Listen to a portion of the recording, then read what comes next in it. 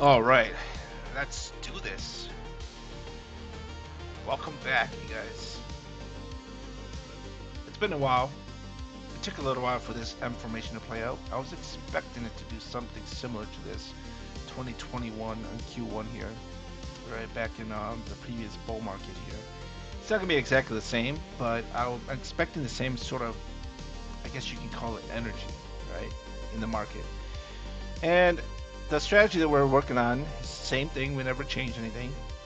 666 moving average is simple moving average, and the blue is the 333, so the white is 666, blue is 333. And you get these crosses in between that will indicate the reactions in the markets, right? I like to call this the beginning, the end of that phase. Okay. So important is this. Right now we have broken down. This is why I'm making the video today, is that we have broken down below it once again. I'd like to say that it's typically around 3 times that you try to go below it, and then the fourth time typically goes below it and it stays below it at this point. All right. So if it's below it, that's at this point, I'm gonna say that we are now beginning the bear market. Okay. We are now beginning the bear market the same way here. All right. Not like it start up above. We're not talking about exact precise level. We're talking about critical levels of averages that are no longer held because money has left the market. Okay, so once you're below averages like this, that just means that averages start to drop, and that goes in so many other ways. All right, so to make this quick and simple, because there's not much time, we're just going to look at this to the point to where what targets are. We're looking at what targets are. We're looking at where things could go and the possibilities of what things could become. It's not predicting, it's preparing. All right. So the point is this. My ways of looking at things right here, based on my strategy that I'm telling you guys here, my my two moving averages here, I get these crosses that I like to call scene of the crime. Okay, the scene of the crime is where you start to see the beginning of the divergence start to actually kick into the market. Okay, at these cross. So if you're paying attention to that, this is what I really mean. I'm not saying look at candles. I'm saying to look at. I'm turning on the candles. Look at the averages. I'm marking the crosses. Okay, these are my scene of the crime. It loves going back to those points. The candle action, price action likes to go back to these major average crosses. Okay, so I'm gonna turn them back on now. Now that you see what I'm talking about, that's what my eyes look at most of the time. Candle action doesn't really matter. Okay, more of the average. So here we are with the top of this too at the same time. The top of the average is one of those points to where you will have multiple confluences with where price likes to fake out before it goes, right? Even to the bottom, even to the downside, like the lower point of it too, all right? Because this does end up to be same price action at the same time because it's just more of a simple, moving price, right? Based on these averages.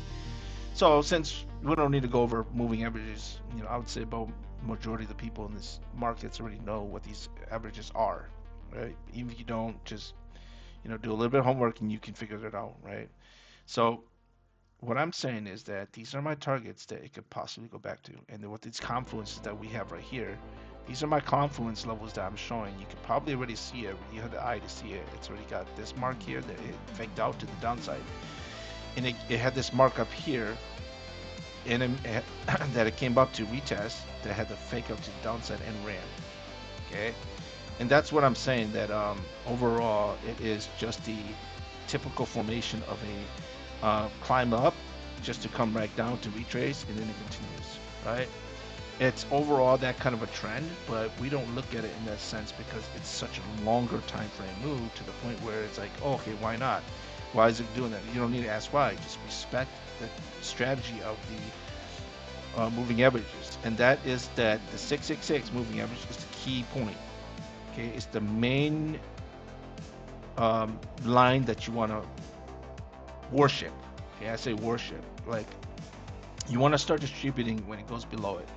No, I mean accumulating, I'm sorry.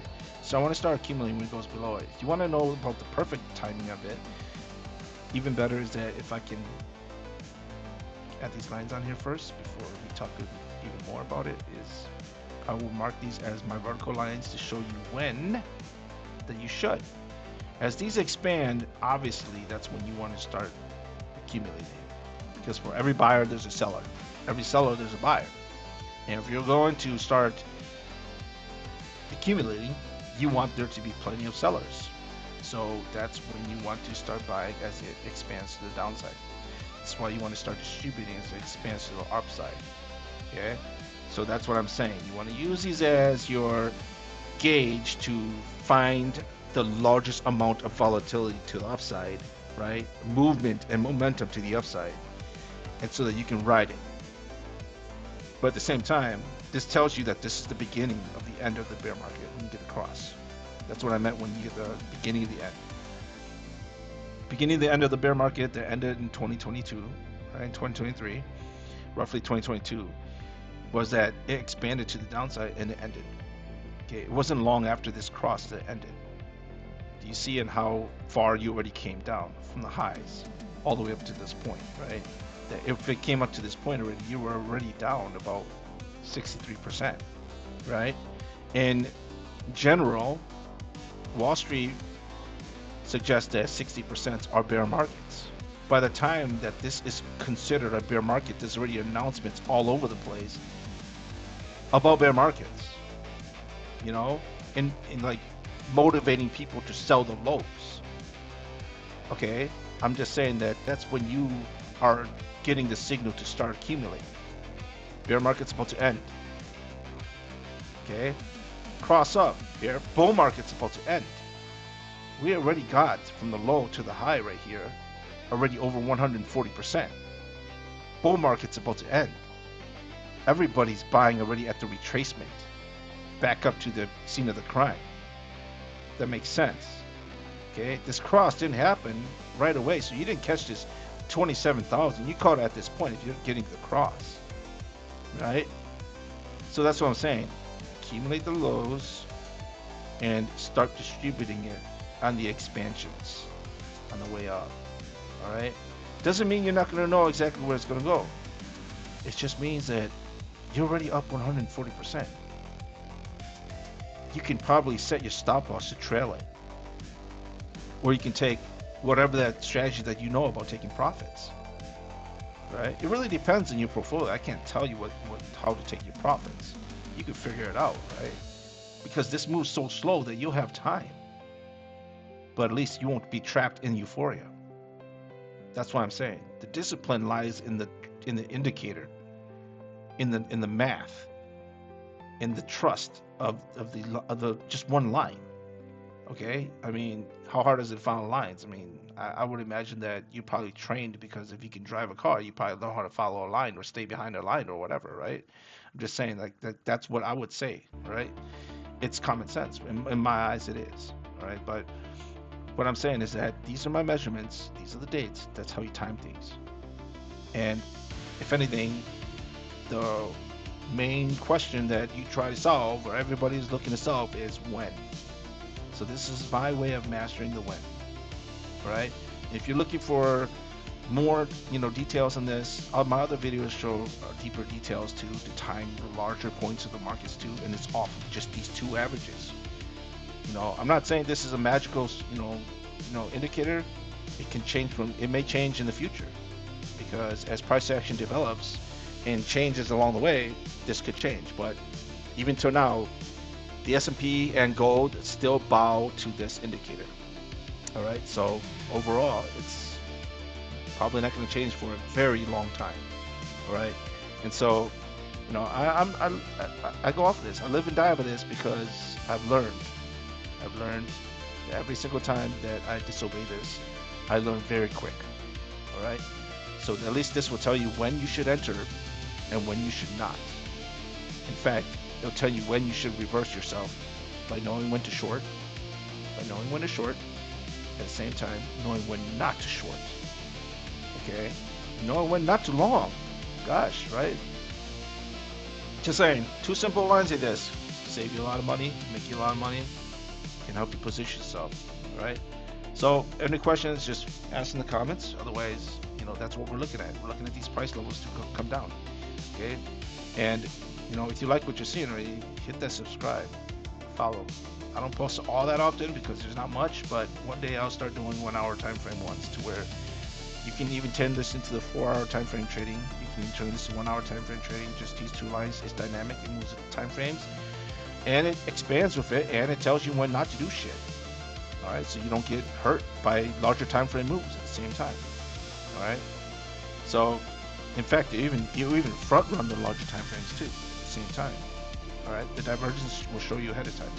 So here we are, the target level here, and I'm saying why these target levels, because you got this information here in 2021. We got another information here in 2021. I'm not saying it's exactly the same. I'm saying that you have a very good probability of this thing coming back down. If we have a probability of coming back down, I'm going to measure it, and I'm going to put it on my target just because that's what I do. If I break down, I'm going to probably enter this zone right here, which has confluence. It's not going to be exactly the same way. It doesn't need to shadow this exactly. It could be straight down. It could be sideways. It could be something to where it could just do something like this, which is slowly curve down, right? Like this, right? Over time to where it's rounded curve like that. It could be whatever. Either way, the volume of it, the measurement of it will probably reach these targets that I'm talking about. And that could be anywhere from, 40, low 40,000s, right? Mid 40,000s to even 50,000. So these are my targets. And for something of this move will cause another cross to the downside. If we're looking for a cross to the downside, then this will come down to cross and we will hit these targets. If we do not hit those targets here, then we're looking to sustain these levels here only to the point, then we're not even going to hit these targets at 49 to 50, and we would just sustain this level here, right here. All right, we will sustain these levels here, probably even be in the mid-range here, but wherever this divergence here, where it just bounced here, is where I'm likely to think that it's going to go, that we will most likely hit the 61,000, and that will be the low. Like, as for me, that will be the level to where you would find a lot of support there, and it will just be ranging for the remainder of the entire time. I don't know yet until we get the cross, right? But if we don't ever get the cross and it continues to stay sideways in this range, right beneath the 666, and it starts to accumulate like this, right? And it starts to accumulate like this for a very long time, right? I'm gonna say that by the time we get to the closer to the halving, it's going to just do this. It'll pull a move just like gold. Okay, that's my prediction for this. Right? If you're looking for predictions, it'll just pull a move like gold, and you'll see it go exactly to those levels that you're talking about. And I promise you this: even if this thing keeps going sideways in a channel like this, in a range like this, at some point, this thing could probably even go past 126k by going to 130 and then coming right back down. Probably by doing that might be the best time that it has a chance to hit that 50. Okay, only for it to come back and do something similar to this, to where it comes back to this level like this, and then that's when it will just roll back up. Okay, I'm saying that this is what I'm saying, that over time, but it's gonna have to do it before the next halving. And if it's gonna do it, it will do it sooner, and then we'll go back up to sustain these ranges. Or it'll go so slow that by the time you get to Q4 or even September of this year, which it's showing that it might last until September or August of 2026, then we won't need to talk about this, and the cross will already happen. But if we don't see the cross and we see sideways range like this, then that just means that you're preparing to do the largest move that everybody's been calling for, but it won't happen until 2028 or even 2029, going to 2030. So which means that this sideways range could last long enough, which is a blessing, because it'll give anyone out there plenty of time to accumulate as much as they can at these levels. And that's what it might end up looking like: gold and silver. Okay, I'm just saying that that's the fractalized versions of how I'm seeing these things play out. All right, so trade it accordingly and respect these. If you like what you saw, subscribe. All right, laters. Good luck.